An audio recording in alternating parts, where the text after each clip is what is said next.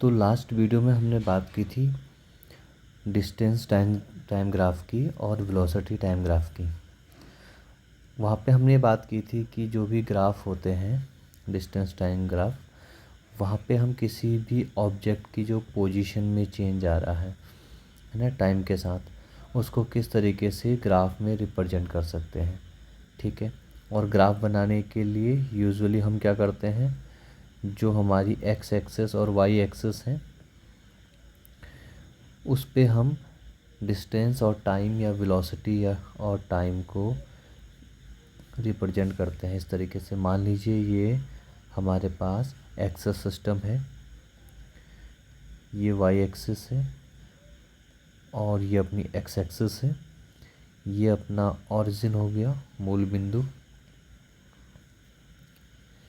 इस वाली एक्सिस पे जो एक्स एक्सिस है, यहाँ पे हम टाइम को रिप्रेजेंट करते हैं और जो वाई एक्सिस है यहाँ पे हम डिस्टेंस या वेलोसिटी को शो करते हैं। तो इस तरीके से एक्स और वाई एक्सिस पर हम डिस्टेंस टाइम या वेलोसिटी टाइम या एक्सेलरेशन टाइम को शो करते हैं और किसी भी ऑब्जेक्ट की टाइम के साथ पोजीशन को या वेलोसिटी को टाइम के साथ जो भी चेंज हो रहा है उसको हम रिप्रेजेंट कर सकते हैं। ठीक है। दूसरी बात यहाँ से ये भी हम देख सकते हैं कि जो डिस्टेंस टाइम ग्राफ है उस पे हम डिफरेंट स्टेट्स को ऑब्जेक्ट की रिप्रेजेंट कर सकते हैं और ये समझ सकते हैं कि जो मोशन है ऑब्जेक्ट का वो यूनिफॉर्म है या नॉन यूनिफॉर्म है। ठीक है। तो एक समान या असमान गति जो ऑब्जेक्ट की है उसको भी ग्राफ की मदद से हम समझ सकते हैं। ठीक है। तो दो तरीके के मोशन हमने समझे थे, uniform and non uniform motion. ठीक है। यूनिफॉर्म हो गया एक समान गति, नॉन यूनिफॉर्म हो गया असमान गति।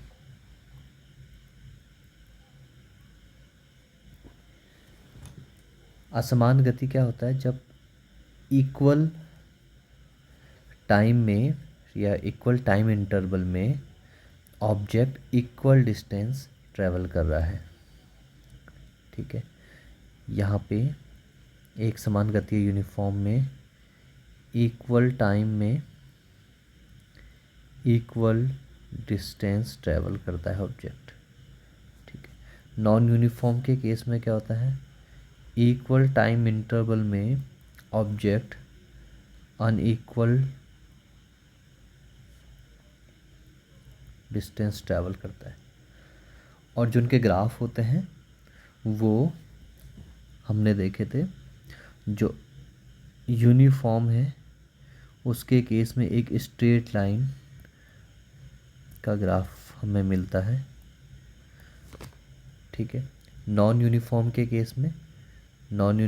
केस में जो अपना ग्राफ होता है वो कर्व्ड होता है इस तरीके से। ये नॉन यूनिफॉर्म का केस था, कर्व्ड। और ये बात जो मैं कह रहा हूँ अभी डिस्टेंस और टाइम के लिए कह रहा हूँ। तो इस तरीके से हमने मोशन में देखे थे। और एक और केस बनता है यहाँ पे जो हमने डिस्कस किया था, वो था रेस्ट के लिए। तो रेस्ट के लिए ग्राफ हमेशा इस तरीके से एक पैरेलल लाइन एक्स एक्सिस की या टाइम एक्सिस की पैरेलल लाइन हमको मिलती है जब रेस्ट के केस में होती। तो ये जब भी इस तरीके का एक स्ट्रेट लाइन मिलेगा, ठीक है, टाइम एक्सिस के लिए, तो हम कह सकते हैं कि ये ऑब्जेक्ट की रेस्ट पोजीशन को शो कर रहा है। ठीक है। तो ये कुछ केसेस थे जो हमने डिस्कस किए थे। इसमें एक चीज़ काफ़ी इंटरेस्टिंग है, स्ट्रेट लाइन के केस में आप देखेंगे ये स्ट्रेट लाइन क्या रिप्रेजेंट करता है, इक्वल टाइम इंटरवल में आपकी डिस्टेंस इक्वल डिस्टेंस चेंज होगी। तो मान लीजिए इतने टाइम इंटरवल में सेम डिस्टेंस, अगले से इक्वल टाइम इंटरवल में इक्वल डिस्टेंस, है ना। तो इसका ग्राफ, इसका डेटा इस तरीके से आ सकता है। मान लो 0 में 2 4 6 8, यहाँ मान लीजिए ऑब्जेक्ट 8 पे था, फिर 16 24। तो आप देखेंगे ये जो इंटरवल है यहाँ भी 2 का है, 2 का 2 का 2 का, और यहाँ पे 8, इन दोनों के बीच का इंटरवल भी 8। तो इंटरवल हमेशा इक्वल है ना। आज जो हम बात करने वाले हैं वो बात करेंगे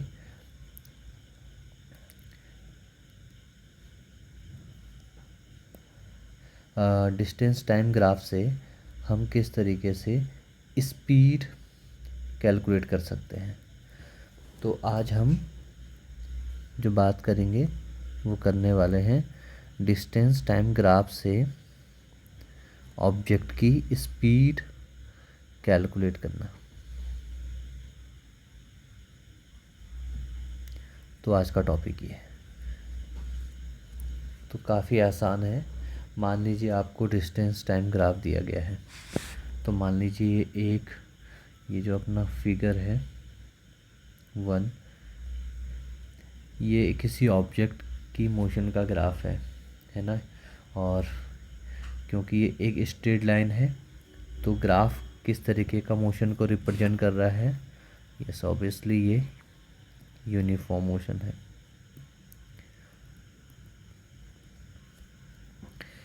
यहाँ पे देखेंगे एक्स एक्सिस पे टाइम को रिप्रेजेंट कर रहा है, वाई एक्सिस डिस्टेंस को रिप्रेजेंट कर रहा है। टाइम मिनट में है हमारे पास और डिस्टेंस किलोमीटर में है। तो जब भी इस तरीके की सिचुएशन आएगी तो हमें क्या करना है, और अभी बात केवल डिस्टेंस और टाइम के लिए हो रही है, ठीक है। और डिस्टेंस और टाइम से हमको स्पीड कैलकुलेट करनी है। और अगली बात जो हम यहाँ पे बात कर चुके हैं, ये जो ग्राफ है ये किसका है, डिस्टेंस यूनिफॉर्म स्पीड के लिए, ठीक है। तो सबसे पहले क्योंकि यूनिफॉर्म मोशन का केस है तो इक्वल डिस्टेंस में इक्वल टाइम अपना ऑब्जेक्ट क्या करता है, इक्वल टाइम समान समय अंतराल में क्या होता है, इक्वल डिस्टेंस ऑब्जेक्ट ट्रेवल करता है, इक्वल डिस्टेंस ट्रेवल करता है, ठीक है। तो सबसे पहले जब भी आपको डिस्टेंस टाइम ग्राफ से स्पीड कैलकुलेट करनी है तो सबसे पहले आप क्या करेंगे, मान लीजिए कोई भी 2 पॉइंट ले लीजिए। तो अभी हमने यहाँ पे 2 पॉइंट लिए हैं इस ग्राफ पे। ग्राफ हमारा कहाँ से शुरू हो रहा है, ओ से शुरू हो रहा है, इस पॉइंट से शुरू हो रहा है, बी तक जा रहा है। ये जो ओ है यहाँ पे टाइम कितना है 0 और डिस्टेंस भी कितना है 0। तो इसीलिए हम इसको क्या कहते हैं, मूल बिंदु, ऑरिजिन। तो अभी हमने 2 पॉइंट ले लिए, एक ले लिया ए, एक ले लिया बी। तो मैथ में हमें पता है ए पॉइंट को अगर हम परपेंडिकुलर ड्रॉ करेंगे इस टाइम एक्सिस पे, ठीक है, एक्स एक्सिस पे, जो एक्स एक्सिस है इस पे हमने एक परपेंडिकुलर ड्रॉ किया, ठीक है।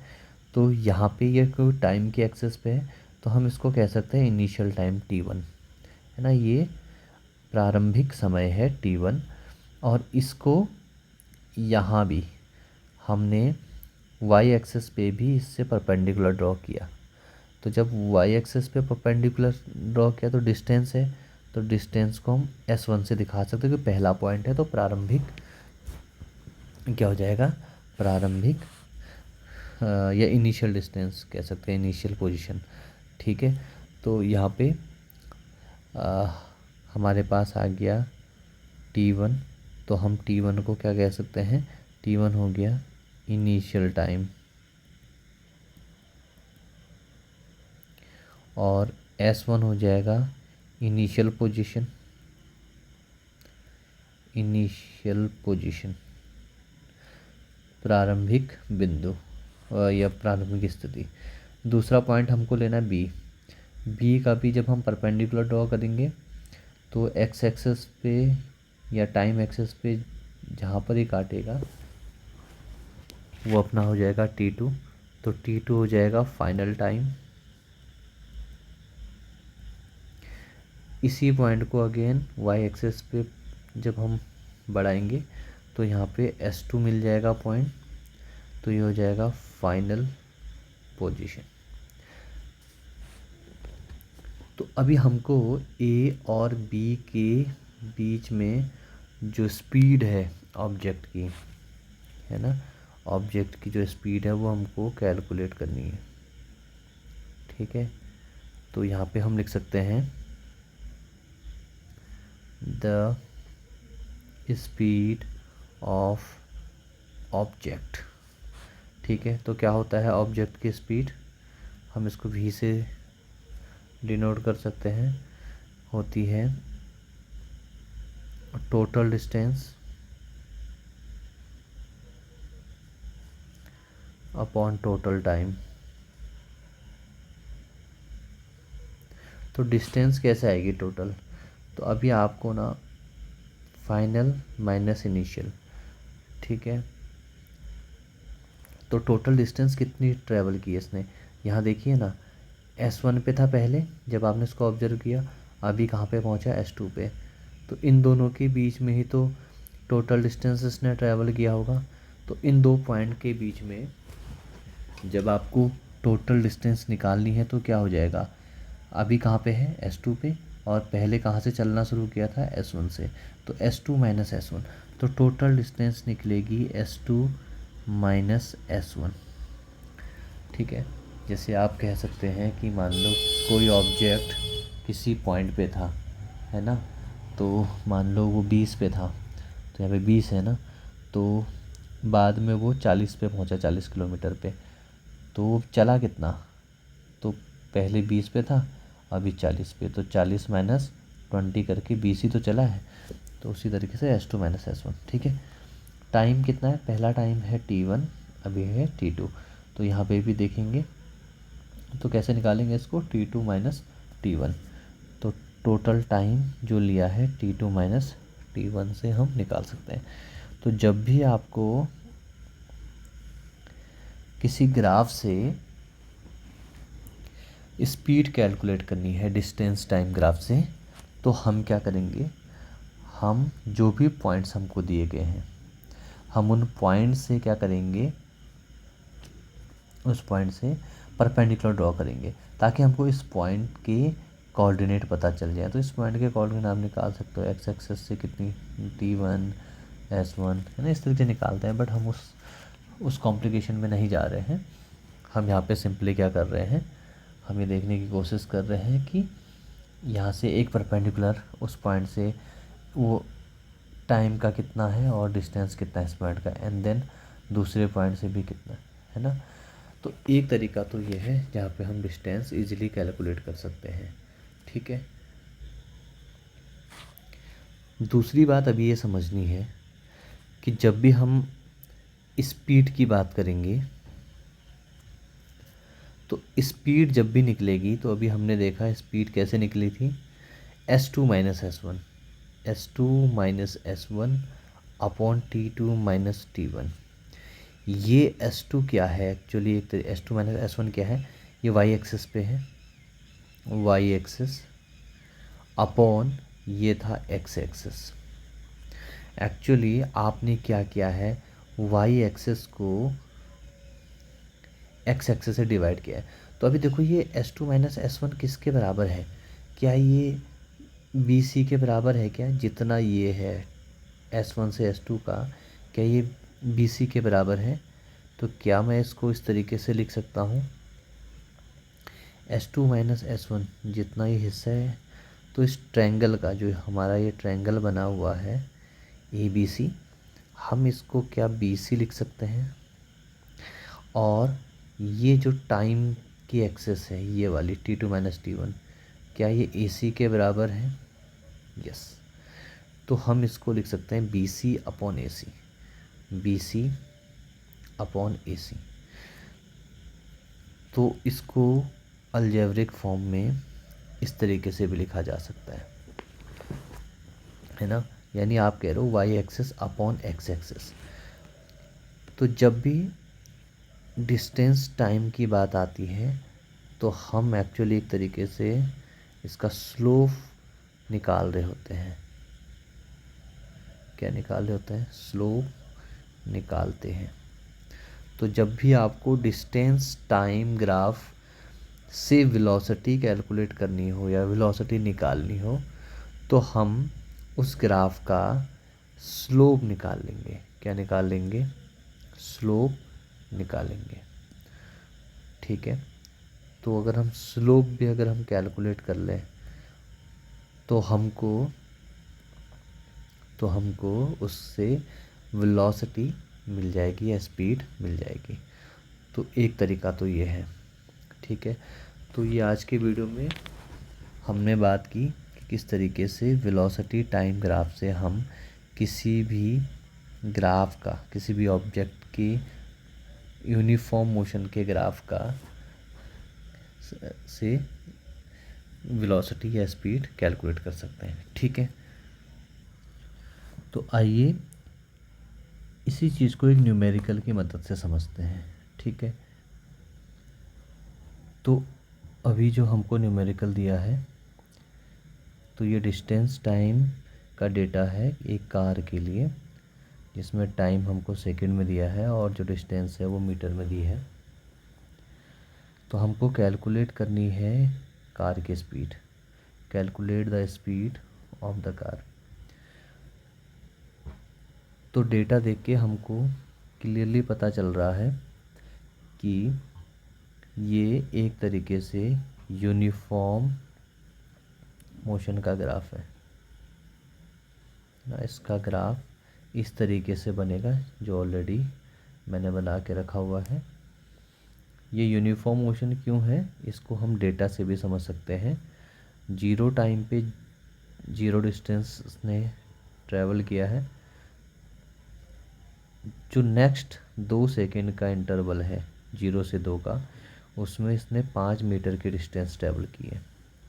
नेक्स्ट 2 सेकेंड में, यहाँ पे देखिए ये भी 2 सेकेंड का इंटरवल है, समय अंतराल है, ये भी 2 सेकेंड का है। 2 में से 0 2 ही आया तो यहाँ पे तो 5 मीटर चला है। यहाँ पे देखिए अगेन दूसरा जो 2 सेकेंड है उसमें भी ये 5 मीटर चला है, क्योंकि पहले 5 पे था फिर 10 पे गया। अगला 2 सेकेंड पे भी 5 चला है। तो हर बार हर 2 सेकेंड में 5 मीटर 5 मीटर 5 मीटर। यहाँ भी 2 सेकेंड है, 6 और 2 15 से 20 गया तो 5 मीटर। तो टेबल से भी आप क्लियरली पता कर सकते हैं कि जो आपका मोशन है वो यूनिफॉर्म है या नॉन यूनिफॉर्म है। जब हमने इसको यहाँ टाइम की एक्सेस पे आप देखेंगे हमने टाइम की वैल्यू को यहाँ पे पुट किया है और वाई एक्सेस पे डिस्टेंस की वैल्यू को पुट किया है। तो 2 पे 5, तो ये इस तरीके से डेटा आएगा। 4 पे कितना है 10, 0 और 0 पे तो यहाँ पे होगा हॉरिजन पे 4 और 10 एंड देन 6 और 15। तो जब 6 को आगे बढ़ाया 15 को आगे बढ़ाया तो यहाँ पे इंटरसेक्ट किया। 8 और 20 यहाँ पे इंटरसेक्ट कर रहे हैं, 10 और 25। तो ये आप इस तरीके से देख सकते हो डेटा किस तरीके से ग्राफ की फॉर्म में आपको मिल रहा है ना। तो यहाँ पे 12 के बाद कितने पे मिलेगा? 30 पे मिलेगा, है ना। इस तरीके से आपको ग्राफ पे सारे पॉइंट मिल जाएंगे। तो अभी हमको इसका सॉल्यूशन निकालना है। तो आप कोई भी 2 पॉइंट ले लीजिए। यूनिफॉर्म मोशन के केस में आप किन्हीं भी 2 पॉइंट के बीच का की अगर स्पीड निकालेंगे, है ना, तो आपको वो इक्वल ही मिलेगी। तो लेट्स से कोई भी रैंडम 2 पॉइंट ले सकते हैं। मान लीजिए मैं एक पॉइंट यहाँ पे ए ले रहा हूँ और एक पॉइंट यहाँ पे ले लेते हैं बी। ठीक है।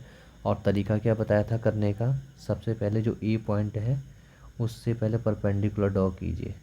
तो जहाँ टाइम की एक्सेस पे जो मिलेगा वो t1 हो जाएगा और डिस्टेंस की एक्सेस पे भी यहीं से बढ़ाएंगे तो ये S1 हो जाएगा। फिर B से भी सिमिलर काम हम करने वाले हैं, ये T2, और यहाँ जब इसको y एक्सेस पे बढ़ाएंगे तो S2 मिलेगा। ठीक है, इसको हम आगे बढ़ाएंगे तो यहाँ पे हमको कौन सा पॉइंट मिलने वाला है, यहाँ पे C पॉइंट मिलने वाला है। तो एक ट्रायंगल बन गया अपना।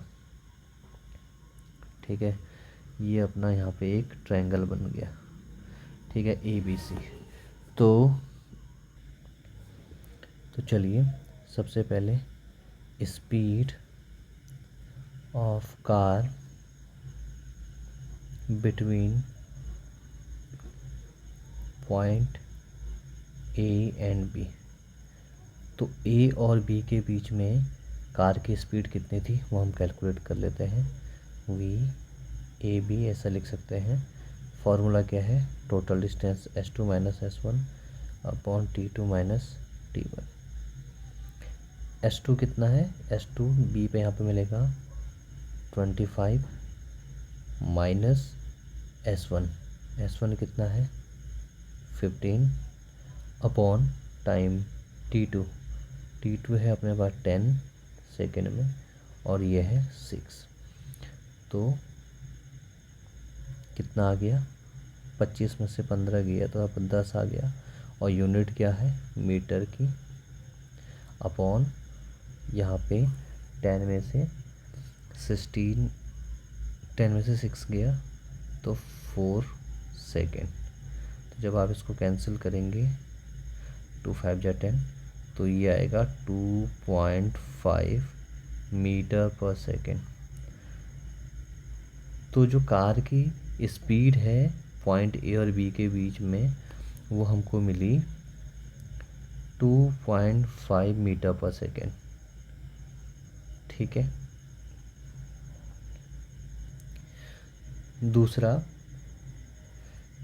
आप क्योंकि यूनिफॉर्म मोशन है तो इक्वल टाइम इंटरवल में इक्वल डिस्टेंस से ट्रैवल कर रहा है, तो आप किन्हीं भी दो पॉइंट के बीच में जब स्पीड निकालेंगे तो वो हमेशा इक्वल आएगी। मान लीजिए हम O और A के बीच में निकालने की कोशिश करते हैं। लेट्स से O और A के बीच में अगर हमें स्पीड कैलकुलेट करनी है, इसको जस्ट समझने के लिए, तो O A के केस में ये S2 हो जाएगा, तो ये हो जाएगा 15। S1 कितना हो जाएगा, 0 हो जाएगा क्योंकि ये ओरिजिन पे ही है। T2 कितना हो जाएगा अपॉन में 6 माइनस T1 कितना हो जाएगा, क्योंकि original point initial point O ही है 0। तो देखिए 15 अपॉन 6। ठीक है, जब आप इसको कैंसिल आउट करेंगे 3 2 जा 6, 3 5 जा 15, 5 अपॉन 2 अगेन 2.5 मीटर पर सेकेंड। आप यहाँ से यहाँ भी निकालें या ए और यहाँ पे एक और पॉइंट डी ले लें, आप कहीं पे भी जब स्पीड कैलकुलेट करेंगे तो आपको सेम वैल्यू आपको मिलेगी, है ना। तो ये यूनिफॉर्म मोशन के केस में आपको ऐसा मिलेगा।